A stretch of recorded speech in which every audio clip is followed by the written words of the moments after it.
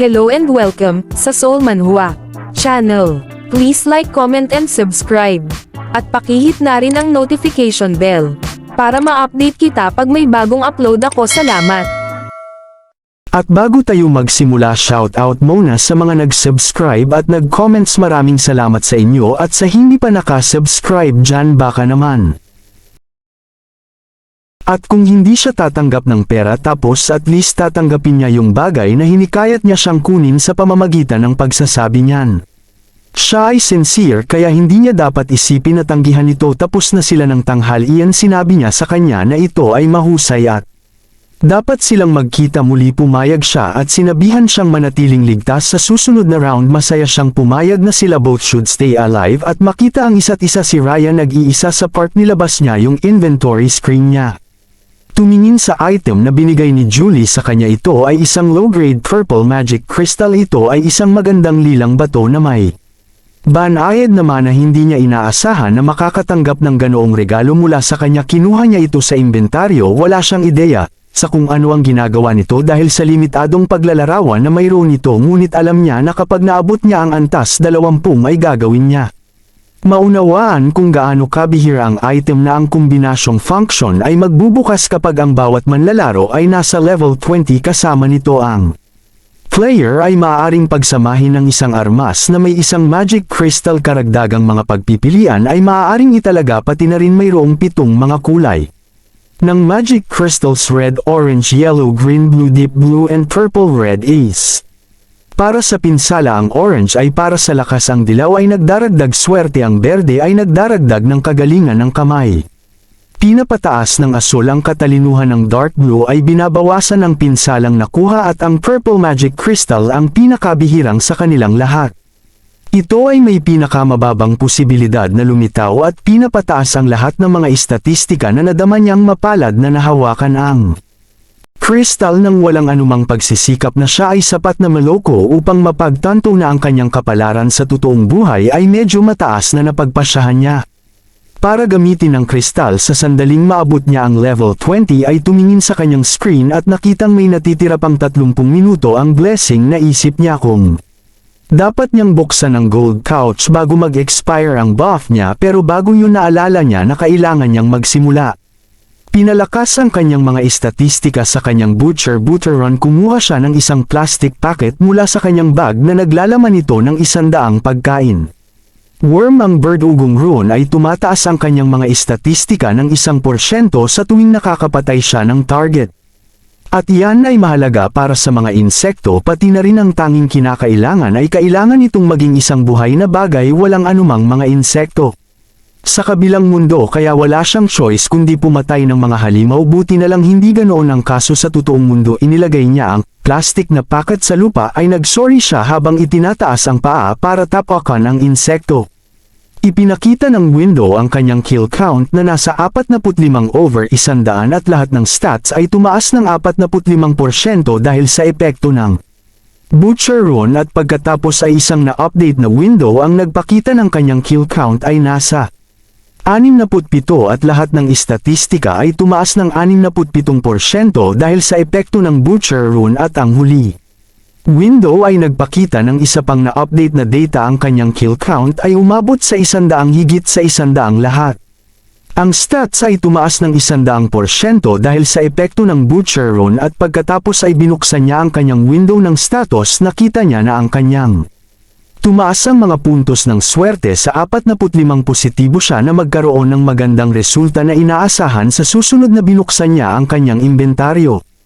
At inilabas ang random na gold couch. Ito ay isang bihirang consumable item na nagbibigay ng random na halaga ng ginto sa pagitan ng 1 at 99,999. Ito ay kinakailangan na gamitin bago ang susunod na round. Ang gumagamit ay dapat na nasa itaas beginner rank. Ito ay naiimpluwensyahan ng swerte stat. Rumanalam na ang kanyang kapalaran ay nasa pinakamataas sa sandaling ito, kaya naisip niya na ito na ang tamang pagkakataon na ginamit niya ang gold random couch na tinitigan niya ito habang iniisip kung magkano ang matatanggap niya dahil ito ay random na maaaring magkaroon siya ng parehong stat at makakuha ng ibang halaga. Ginto sa bawat oras depende sa kung gaano siya kaswerte noong nakaraan ay nakatanggap siya ng ginto sa hanay na 3,000 hanggang 6,000 biglang nagsuot si Ryan ng isang nagulat na expression na notification window na ipinakita. Nagumamit siya ng random na gold couch, may lumabas na isa pang window at nakasaad dito na nakakuha siya ng siyam na gold na masaya siya na siya. Natanggap ang pinakamaraming halaga sa tingin niya ay sulit ang pagtanggap ng pagpapala pagkatapos ay tiningnan niya ang kanyang kabuuang ginto. 16,249 na ginto at iyon ay dapat na higit pa sa sapat upang makakuha ng isang epic item ang item na iyon. Gusto niyang lumabas 2 linggo kaya sa ngayon ay nagpasya siyang panatilihin ng gold ligtas na bumalik sa kanilang apartment. Ryan i-announce na bumalik na siya. Hawak-hawak ni Wonnie ang kanyang smartphone nang tawagin niya ang kanyang kuya Wonnie. Nilapitan si Ryan at tuwang-tuwang nagtanong tungkol sa kadate niya na si Ryumin ay parang nalilito sa kanya. Tanong ni Wonnie sa kanya kung lumalabas ba siya sa isang cuffling room. Sinabi sa kanya na huwag na siyang magsalita ng walang kaparekan at tinanong niya siya kung ano ang kanyang hapunan. Sagot ni Wonnie na umorder siya ng black bean noodles. Sagot ni Ryumin na dapat daw nakakuha ng mas maganda si Wonnie. Nag-pout at nagtanong kung ano ang mali sa kanyang napiling pagkain. Sinabi niya na gusto niya itong kainin kaya magkano. Ryan tahimik na sumang-ayon na naalala yon, 1 buwan lang ang nakalipas nang naging sila. Bahagya ng nag-scrap sa paksang yon ay naalala niya ang kanyang Bitcoin investment na umabot sa $150 milyon at makatarungan. Tulad ng sa kanyang mga nakaraang pagtatangka na malamang na bumagsak ang market sa loob ng 2 linggo at tiyak na itatapon niya ang kanyang account pagkatapos ay isang magandang pinakita ang kotse sa TV at natauhan siya na dapat siya kumuha ng driver's license. Ryan kumuha ng nakasulat driver's license exam. Inisip niya kung ilang beses na siyang kumuha ng test ay nagpasya siyang gawin ito. Kalahati ng buong puso at pumunta ka lang agad tapos natarante yung proctor nung tumayo siya nang tingnan ng proctor ang kanyang computer. Nakita niya na ang estudyanteng college lang ay nakakuha ng 75 sa isang maikling halaga. Oras ng pagkuha ng pagsusulit inasahan niyang papasa pero inabot ng 4 days bago ma-release ang lisensya. Tapos sa wakas, sa oras na hinawakan niya ang kanyang smartphone at ipinahayag na oras na para makipaghiwalay sa Bitcoin ay patuloy siyang tumatawa habang nasa kanyang phone at tinanong siya ni Wonnie kung may nangyari bang maganda. Sagot niya na binenta lang niya lahat ng Bitcoin. Tinanong ni Wonnie kung paano marami na itong lumaki at ipinaalam sa kanya ng tao na ito ay $300 milyon na si Juan. Nabigla sa napakalaking halaga na muntik na niyang mabuga ang kanyang kape. Hindi siya makapaniwala na alam niyang sa kapatid niya iyon. Ang paunang kapital para sa pamumuhunan ay $60 milyon lamang at nagulat siya na lumaki ito sa $300 milyon. Hindi niya magawa malampasan ang kanyang pagkabigla. 1 buwan lang ang nakalipas. Gusto niyang pigilan ang kanyang kapatid at ngayon ay naging malaking halaga na ito. Pero Ruman sinabi sa kanya na hindi niya ito inaasahan upang makakuha na malaki sa kanyang isip siya. $280 milyon lang ang inaasahan dahil iyon ang halaga sa nakaraang pagtatangka. Ay tinanong siya ni Wonnie kung pupunta siya bawiin ang lahat ngayon at Ruman confident na sinagot siya ng oo. Wonnie nagkomento na ito ay mabuti ideya ngunit siya ay para sa isa pang sorpresa. Ang kanyang kapatid na lalaki ipinahayag na oras na upang simulan ang pamumuhunan sa mga stock. Wonnie tila maiiyak na sana siya sa desisyon ng kapatid niya. Tinanong niya kung ano ang binabalak niya nang wala siyang alam sa stocks. Ryan sinabi sa kanya na huwag mag-alala para tiyakin sa kanyang nakababatang kapatid. Sinabi niya sa kanya na nakita niya ito sa panaginip. Tinanong siya ni Wonnie kung nakita niya isa pang premonition na nagsasabi na ito ay nanunood. Sa pagkakataong ito ay isinalaysay ni Ryan na ang panaginip ay nagsabi sa kanya na kung bibilhin niya ito ngayon ay tatamaan si Big Wonnie. Walang iba pagpipilian ngunit upang suportahan ang kanyang kapatid sa likod. Nang isip niya hindi sinisisi ni Ryan si Wei na kinakabahan siya pero confident si Ryan. Ang kanyang kaalaman tungkol sa hinaharap at pagkatapos ay nagpasya siyang mamuhunan sa mga stock. Pinili niya ang kumpanya na nasa ika-85 na lugar noong Kaidak at ito ay nagkakahalaga ng humigit kumulang 9,100 milyon. Ito ay tinatawag na ang Heavenly Demon Consulting Corporation, makalangit na demonyo. Ang Consulting ay isang kumpanyang nasa ilalim ng pagmamay-ari ng Gaian Rock kahit na hindi pa ito umaangat sa major prominence. Bumuo ng isang espesyal na sistema pagkatapos ng ika-4 na round at ito ay makakaranas ng skyrocketing paglagurian na kapangangatwiran na mayroong. Walang dahilan para hindi mamuhunan dahil alam mong tatama ito ng malaki na isip niya na kung kaya niyang grab 80 pack ng pagbabahagi at kita. Operational control na siya ay lubos na makikinabang sa pamamagitan ng pagbibigay ng impluensya bilang isang pangunahing shareholder na napagpasyahan niya yon. Mamumuhunan muna siya ng $280 milyon at makakakuha ng 31% ng pagmamay-ari gaya ng dati. Para gawin ito narinig niyang bumubulong ang kanyang kapatid na si Won-hee ay nagdadasal ng husto para sa kanyang pangarap na maging tama ito ay isang nakakatawang tanawin at pagkatapos ay matagumpay niyang natapos ang transaksyon na susunod sa kanyang listahan ay ang bumili ng mga bagay na lumubog na ang araw. Hating gabi pero napagdesisyonan ni Roman na buksan ang bintana ng tindahan habang nakahiga sa kanyang kama, ini-scroll niya ang mga available na gamit niya. Alam niyang nag-ipon siya ng ginto ngayon. Pinili niya ang tab ng kagamitan na nagkomento siya kung paano makakabili ang mga manlalaro ng mga karaniwang kasanayan at item. Basta meron silang gold siya mahanap ito talagang maginhawa kahit na ang mga magagamit na item sa kasanayan ay nasa lahat normal rank. Hindi tulad ng walang paraan upang bumili ng mga bihirang at epic na mga item mayroong isang bagay na tinatawag na item ngayon ito ay isang function.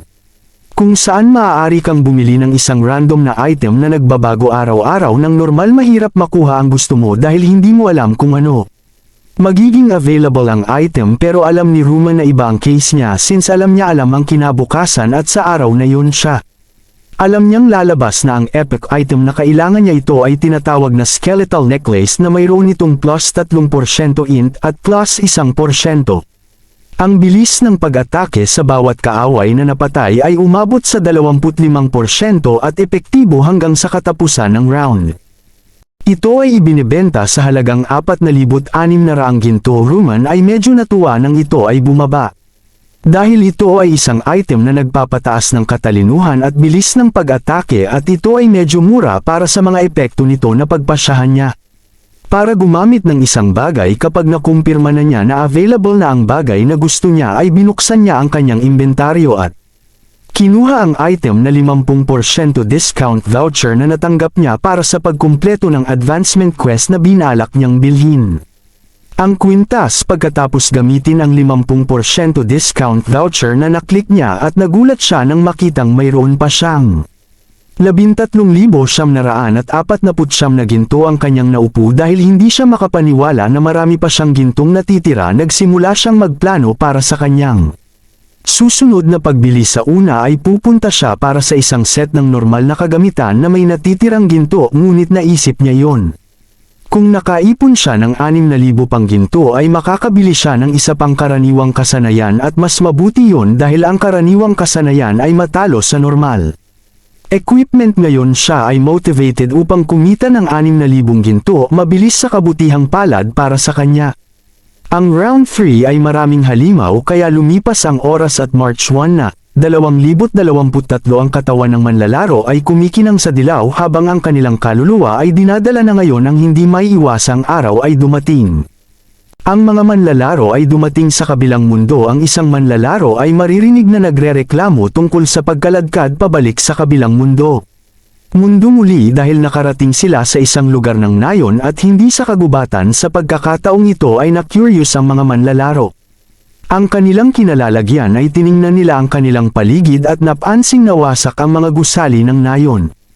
Nagkomento ang isang manlalaro na hindi ito isang nayon ngunit nasisira ang napansin ng isang manlalaro.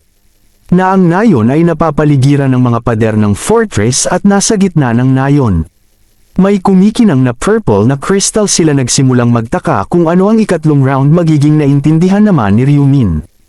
Ito ay isang hindi pamilyar na lugar at lahat mukhang balisa. Na isip niya na at least Chojunek ay magiging medyo normal na mga tao din. Nagsimulang mapansin at bulong tungkol sa Jiangxik na pag-usapan nila ang kinatawan ng kanilang rehiyon na may palayaw na buhay ay isang dokumentaryo na ay isa ring boss ng gang. Naalala nila kung paano siya nagwagayway ng punyal at nagbanta sa lahat ng tao sa rehiyon na iboto siya. Matapang na ipinahayag ng isa pang manlalaro na ang itim na scythe dapat ang kinatawan at hindi ang mamamatay tao. Ang manlalaro sa tabi niya ay humiling sa kanya na huwag maging malakas na nagbabala na maaari silang harapin ang mga kahihinatnan ng awtoridad ng utos. Kung narinig niya ang mga ito ay walang sapat na pakialam ang lalaki dahil naisip niyang walang dapat ikatakot kapag ang awtoridad ng komanda ay maaari lamang gamitin 10 beses. Buhay ay isang dokumentaryo. Narinig ang mga ito na ginawa. Sumisigaw siya at nagmumura sa kanila. Tinanong ng mga manlalaro kung bakit siya nagmumura at nagkomento na umarte siya na parang hindi nagmumura ang mga tao. Dahil hindi nila nagawa ang galit na buhay na ito ay isang dokumentaryo na itinuro niya sa ang daming tao at nagsisigawan na humihingi sa bastard na patuloy na tumatakbo sa kanyang bibig. Ang mga manlalaro ay umarte na parang hindi nila siya narinig. Galit na galit siya habang nangyayari ang senaryo na inaasahan niya dahil sa anghel. Ipinaalam sa lahat ang tungkol sa awtoridad ng pag-uutos nang biglang may dumating na tao. Pasulong at binati ang buhay ay isang dokumentaryo na may pana. Ang taong yon ay Benitin Yongmin, isang tao. Ang nakakakilala sa kanya ay nagtanong kung ano ang kanyang ginagawa nang may sigasig na tinugunan niya ang buhay bilang isang dokumentaryo, ngunit kalaunan ay tinawag siya ng ang tunay niyang pangalan, Jingsik ng Jianggigang. Jingsik tinanong kung bahagi ba siya ng pamilya. Sinagot ng mga binata na hindi pa siya bahagi nito. Ipinakilala niya ang kanyang sarili bilang isang binata sa kanyang 20s na umaasang maging isang gangster. Jianggi binigkas kung ano ang katotohanan na gustong maging gangster ng isang tao. Natatak sa isip ni Junie at iniisip niya kung anong klaseng baliw na bastard ang bata. Madamdaming sinabi sa kanya ng mga lalaki na idol niya si Junek at gusto niya talagang sumali sa kanyang gang. Tatanungin siya ni Junek, bakit, pero naputol siya sa kalagitnaan ng pangungusap nang biglang lumuhad si Yong sa akin sa lupa at nangako na paglilingkuran niya siya sa buong buhay niya. Nakiusap siya sa kanya na kunin siya sa ilalim ng kanyang pakpak. Nitong napangiti si Jingsik sa isip niya, akala niya marami na siyang nakita. Mga tipong baliw at gayon pa man ito ang kanyang unang pagkakataong makaharap. Isang ganyan ang nagustuhan niya. Inutusan ng kanyang spirit Junik ang mga binata na tumayo at tinanong niya ang bata kung may mali sa kanyang mga mata at kung hindi pa niya nakikita ang kanyang nasirang reputasyon ay gusto pa rin niyang pagsilbihan siyang bata. Madamdaming sagot ni Min na wala siyang pakialam doon dahil malalim ang respeto niya sa kanya. Nangako siya na kung siya madadala sa kanya, wala siyang pakialam kung ano ang sasabihin ng ibang tao tungkol sa kanya. Si Junek ay tila nasiyahan at nagpasya na siya mananagot para sa kanya at itataas siya ng mga kabataang lalaki na sabik na yumukod sa kanya upang ipakita ang kanyang pagpapahalaga at kung gaano siya pinarangalan. Na nadama ng mga tao na nagsimulang magtsismisan tungkol sa kanila. Hindi sila makapaniwala na siya ay nakipagtulungan sa buhay. Bilang isang dokumentaryo itinuturing nila siyang baliw, ngunit alam mo kung ano ang sinasabi nilang mga ibon ng pareho. Sinalubong ng balahibo si Rin, pinaghalo sa karamihan ng tao na nagmamasid dito. Buti na lang at nakipagtulungan ng mga binata kay Jingsik gaya ng inaasahan niya. Base sa mga nakaraang pangyayari, nagpakita ang anghel at pinatunayan kung natipon ng lahat ng tao ang iniskan ni Angel ang karamihan ng tao at nagkomento kung paano mayroong 70 mas kaunting mga tao ang naruroon. Nalito ang mga manlalaro kung ano ang ibig niyang sabihin na bigla na lang may lumabas na notification screen na naglalaman ng mga detalye. Nang ikatlong round ang pangunahing quest ay protektahan ang relic sa loob ng 3 oras. Ang kanilang rehiyon ay mayroon lamang 400 kalahok na ANS na natitira. At 1,225 lang ang makakatapos ng quest. Ngayong nakumpirma na nila na kulang pa. Mga tao nagsimula silang magtaka kung paano nangyari ang sinabi ng anghel sa kanila na walang paraan na ang mga tao ay ganoon lang. Biglang nalaglag, parang nag-away ang mga tao sa totoong mundo. Ang ipinahayag pa ni Angel na siya ay mag-aalala na may sakit sa kung paano labanan ng mga tao ang isa't isa. Ang isang manlalaro ay tila nahihirapan at hinikayat ang lahat na tingnan ang bilang ng mga kalahok na maaaring makatapos sa pag-ikot na lahat sila ay naging namimighati at Nag-aalala nang makita ito ang bilang ng makakatapos ay nabawasan sa 1/4 ang nagsumbong ang player sa anghel tungkol sa posibilidad na magkaroon ng error sa system. Natawa ang anghel nang marinig yun. Inisip ng mga tao na ito ay isang pagkakamali. Sinabi niya sa kanila na hindi ito isang pagkakamali. Sinabi niya sa kanila na sila ay tumingin. Naguguluhan dahil kakaunti ang makakapagtapos. She suggested sa kanila na baka may nalilimutan sila. Ipinaalam niya sa kanila na kalahati lang ng Mayo ang nabubuhay sa bawat pag-ikot, ngunit lahat nakaligtas sa huling round, kaya makatwiran lang na 1/4 TH lang ang makakaligtas. Sa ikatlong round ang mga manlalaro ay nagsuot ng nakakatakot expression bago sila makapagreklamo. Sabi ng anghel na meron walang unfair tungkol dito. Paalala niya sa kanila na ang kailangan lang nilang gawin ay magtrabaho ng husto at maging nasa tuktok. 25% na siya ay nagpatuloy sa pagpapaliwanag. Sa ikatlong round ay ipinaalam niya sa kanila na ang mga halimaw mula sa kanya lilito ang hukbo mula sa gates ng kastilyo tuwing 30 minuto at ang mga halimaw na iyon ay target ang relic sa gitna ng nayon ay magkakaroon ng kabuuang 4 na alon at ang lahat ay kailangang magtulungan upang protektahan ang relic na gagawin ng mga manlalaro. Makatanggap ng karagdagang reward kung pinoprotektahan nila ang relic sa loob ng 3 oras. Gayunpaman kung hindi nila ito kayang protektahan, makakatanggap sila ng napakalaking parusa sa wakas. Kahit na sila ay nagtagumpay sa pagprotekta sa bawat isa sa kanila ay nireranggo ayon sa bilang ng mga halimaw na kanilang natalo na itinakda niya. Inaasahan na marami pang halimaw kaysa karaniwan ang maaaring lumitaw dahil sa likas na katangian ng pag-ikot, ngunit ang mga halimaw na ito ay nasa isang ikatlong lakas na nagpapadali sa mga bagay, ngunit nangangahulugan din yon. Ang ginto at karanasan ay mababawasan sa ganoong halaga ng ngiti sa kanya ni Jiangxi. Mukha nang naisip niya na ang kailangan lang niyang gawin ay pumatay ng maraming halimaw. Inaasahan na ang pag-ikot ay magiging madali dahil siya ay may awtoridad sa pag-utos. Halos nakalimutan ng anghel ang isa pa. Importanteng tinanong niya kung ang buhay ay isang dokumentaryo ay ang napiling kinatawan noong huling pag-ikot ng anghel. Ipinaliwanag na maaari niyang gamitin ang kanyang awtoridad sa pag-uutos mula noon pa sulong, ngunit siya alam niyang lahat ay mausisa kung ano ang mangyayari kung siya ay mamatay. Ipinaliwanag niya na kung ang kinatawan ay namatay mula sa halimaw ng natural dahilan ang upuan walang laman, ngunit nagtanong siya sila paano kung makuha niya. Pinatay ng isa pang manlalaro. Sumagot ang anghel na kung mangyayari yon ay agad na ginawang rehiyon ang killer. Kinatawan at tumatanggap sila ng ganap na paggamit ng awtoridad ng mga utos sa mga tao. Sinimulan siyang titigan ng hindi tinatago ang masamang intensyon na naisip nila. Pinalakpakan ni Angel ang kanyang mga kamay at inihayag na lilito ang mga halimaw. Sa loob ng 10 minuto pinayuhan niya silang magtrabaho. Magkasama sa loob ng 3 oras at mabuhay. Sabay ngiti niya sa kanila. Sinasabi, kahit hindi ako sigurado kung makajunat ka. Sampain ng malakas na galit sa impormasyong ibinunyag ng anghel na nagngangalit ang kanyang mga ngipin.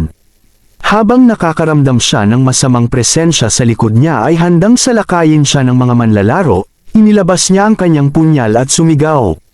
Para lumapit sa kanya ang mga bastard na yon ay ipinahayag niya na dadalhin niya sila sa ang mga manlalaro ay tila kumpiyansa na lalabanan siya ng isang manlalaro na nagsabi sa kanya na kumikilos siya na parang malakas siya kapag kaya lang niya gamitin ang utos ng awtoridad. Para sa 10 beses na nakumpirma ng isa pang manlalaro kung naiintindihan niya ang anghel ng tama na kahit sino pumatay ng kinatawan ay maaaring pumalit sa kanyang lugar. Ang isa pang manlalaro ay nagmungkahi na ito ay mas mabuti kung siya ang kinatawan na napatigil sila nang makita nila ang itim na side na kumpiyansa na papalapit sa kanila ay nakaramdam ng pananakot si Junek. At tinanong kung anong black side ang planong gawin. Black side lumapit sa kanya at sinabi sa kanya na hindi siya dapat matakot at siya ay doon lang makipag-usap. Itinanggi ni June na natatakot siyang sabihin sa kanya kung ano ang dumating doon para sabihin na sinubukan niyang bigyan ng babala ang itim na karit na huwag hilingin sa kanya na iyuko ang kanyang ulo, ngunit naputol siya sa gitna ng itim na pangungusap. Sinabi sa kanya ni Side na mayroon siyang mungkahi na black side na nakiramay sa kanya na sinasabi na nakikita niya na siya ay nasa isang mahirap ang posisyon ngayon ay seryosong nakatingin. Iminungkahi niya na protektahan siya. Natarante si Jiang-sik kaya ipinaliwanag ni Black V na poprotektahan niya ito. Na ang ibang mga manlalaro ay hindi magsasalita target sa kanya, sabihin lamang na siya ay mananagot para sa kanya at escort sa kanya. One-on-one nataranta ang mga players sa narinig at natauhan sila. Na kung gusto nilang patayin si Junek ay kailangan din nilang harapin ang black side. Ang mga manlalaro ay nalilito sa kung ano ang gagawin Junek na tanto na ang pangalan lamang ng itim. Igagalang ang side dahil sa mga reaksyon ng mga manlalarong natukso siya. Tanggapin ang alok ngunit alam niyang palaging may halagang babayaran siya. Tinanong ang black side kung ano ang gusto niya bilang kapalit, ang black side ay sumagot na wala ito para lamang sa kanya na sundin ang lahat. Utos niya na ang kondisyon ay nagulat si Jiang-sik sa narinig niya. Nagtapos na gusto ng black side na maging subordinate niya dahil nagdududa siya. Tinanong niya ang dahilan kung bakit ang black side ay gumagawa ng alok sa kasamaang palad. Para sa kanya ang black side ay hindi masasabi sa kanya, nilinong niya kung anong uri ng mga utos ang gagawin. Magbibigay si Blackie pero hindi rin masabi ni Blackie, sa halip ay nilinaw niya. Na kailangan niya si Jiang-sik na sundin ang utos ng walang kondisyon na hindi umupo ang ideyang yon. Buti kay Jiang-sik sinumpa niya sa kanyang isip ngunit nagsimula siyang mag-isip kung paano kung siya. Sabi ng hindi. Iniisip din niya na aatakihin siya ng black side na hinihimok siya ng black side. Para pumili at ipaalala sa kanya na naghihintay din ang ibang tao sa kanyang tugon. Parang nahihirapan siyang magdesisyon tapos nagpahayag siya ng pagtanggi sa inaasahang tumakbo ang alok na mangyayari ito. Dahil walang paraan ang isang bastard na tulad niya ay magpapakawala ng kanyang pride na madali siyang tinutuya ng mga manlalaro sa kanyang desisyon. Kung tinanggap niya ay maaari siyang manghuli ng ligtas, iminungkahi ng isa pang manlalaro na yon. Maaaring dahil nasaktan ang pride niya nung sinabihan siyang sumunod sa utos, nag-comment sila na mas pride niya. Mahalaga pa sa buhay niya o di kaya mababa ang tingin nila sa ibang players na naobserbahan ni Roman na umuunlad na ito. Eksakto tulad ng ginawa nito sa kanyang nakaraang buhay, alam niya kung ano ang eksaktong susunod na gagawin at yun ay ang pagguhit ng linya na ganap na itim.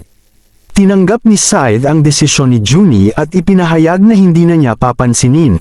Inulit niya na kung siya man ay mamatay o hindi, ito ay ganap na wala sa kanyang negosyo. Ang mga manlalaro ay tila tuwang-tuwa nang marinig nila ang black side, ay wala nang pakialam na tuwang-tuwa sila sa naisip na maaari nilang target ang bastard ayon sa gusto nila nang marinig na nagsimula si Junie. Iniisip kung tinanggap na lang ba niya ang alok, lumabas ang notification window para ipahayag ang wave isa na yon. Magsisimula sa ilang sandali ang isa pang nagpakita na nagsasaad na ang mga manlalaro ay dapat maging handa para sa hitsura at pagkawala ng mga halimaw at protektahan ang relic. Isang follow-up na window ang nagpakita na sa loob ng 30 minuto hindi alintana kung gaano karami halimaw ay inaalagaan ng Wave 2 ay magsisimula ng isang tao mula sa karamihan ng tao. Hinikayat ang lahat na protektahan ng relic ang timer. Nagsimula Jiang-sik na iintindihan na hindi niya kayang lumaban kasama ng mga tumatak sa kanya. Wala na siyang ibang pagpipilian, gawin ito mag-isa siya. Napansin niya na naglalakad si Black Side palayo sa crowd. Nagtaka siya kung saan siya pupunta. Patungo sa isang bakanting eskinita ay sinundan siya ni Junie. Nagtaka siya kung si Black siya ba. Nagpaplanong lumaban mag-isa at kung pupunta siya sa pasukan ay agad na kumaway one start. Nagsimula ang mga pinto ay dahan-dahan. Pagbukas ng window screen ay nagpakita na mayroong 4,900 mga manlalaro at 9,800 na hamina ng mga goblins. Ang mga masasamang mukhang goblins ay nagsimulang magsiksikan sa maliit na pagbukas ng pinto. Nakaramdam ng takot si Jiang-sik nang malaman niya ang bilang ng mga halimaw na pumapasok sa nayon. Ang window ng notification ay nagpakita na dahil sa likas na katangian ng pag-ikot ang mga goblins ay nasa 2 bahagi ng kanilang karaniwang lakas. Sabi nung last message, hangad namin sa iyo ang iyong tagumpay. Jiang-sik akala niya baliw na siya. Tumakbo habang nagpa siya na itago at obserbahan ang sitwasyon na pinasok niya ang isang bahay at umakyat sa hagdan. Nagtaka siya kung bakit hindi gumagalaw ang black side. Sabi niya, ang itim na side na yon ay lalaban ng mag-isa sa mga goblins sa pasukan. Ay napagmasdan niya yon kahit na ang pasukan ay Makitid ito ay sapat na lapad para sa hindi bababa sa 10 tao upang madaanan siya ay nagtaka kung ang itim na Scythe ay kumpiyansa na kumuha.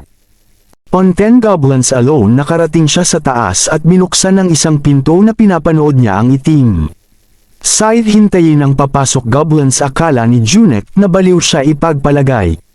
Black Scythe ng bobola dahil lang medyo mataas ang level niya naisip niya na walang kwenta ang panunood niya ng Black Scythe mula noon maglalaban lang ng kaunti ang Black Scythe tapos tatakas mamaya sa away ng mga duwende at Black Scythe ay nagsimula Black Scythe indayog ang kanyang scythe at hiniwa ng maramihang go. Mga duwende sabay nalipat ang kanyang atensyon sa isang bagay may ilang mga duwende na tumalon patungo sa kanya habang ang isang kontra-atake ay tumalon siya at mabilis na hiniwa sila ng isang.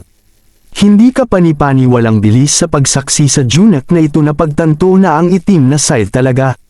Malakas ang iniisip niya kung dahil ba umabot na siya sa level 16 kaya naman nakuha niya ang lakas na iyon ay napagtanto niya na ay hindi ang pinakamahusay na oras para sa kanya upang manood na kapag desisyon na siya na magmadali at ang kanyang antas upang maging mas malakas ay lumingon siya sa kabilang bahagi ng nayon at inaasahan ang laban sa pagitan ng mga manlalaro at mga duwende upang maging matitinding manlalaro ay natipon sa paligid ng relic na kanilang pinagtutulungan upang protektahan ito nila. Zhanggi.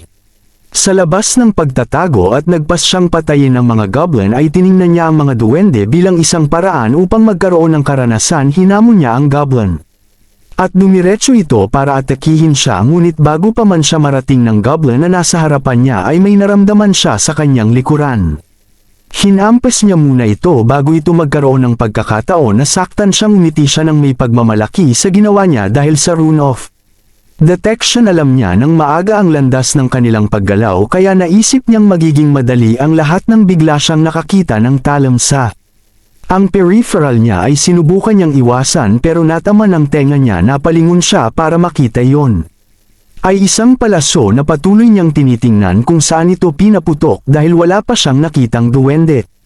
That fires arrows na ikinagalit niya hinanap niya ang bastard na nagpaputok nito naisip niya na kahit siya ay hindi pa alam kung sino ito kung mamaya ay nahuli niya ito nangako siyang wakasan silang lahat ng A. Bigla siyang sinaksak ng isang player sa tagiliran niya. Napaungol siya habang tuwang-tuwa ang player dahil sa ginawa niyang suntok sa kanya. Ang galit niya at hinawakan niya ang dulo ng sibat na tumagos sa kanyang katawan ay hinayla niya yun para ang manlalarong may hawak nito ay lumapit sa kanya habang naghahanda siyang saksakin ng manlalaro gamit ang kanyang punyal at tinusok niya mismo sa dibdib ng player na inilabas niya ang kanyang punyal at sumigaw ng mamatay ka ang sa labas ng blue. May nakita siyang arrow na dumaan kaya napatigil siya sa paggalaw nilinggan niya. Kung saan ito pinaputok at nakita ang bastard dahil malayo ang archer.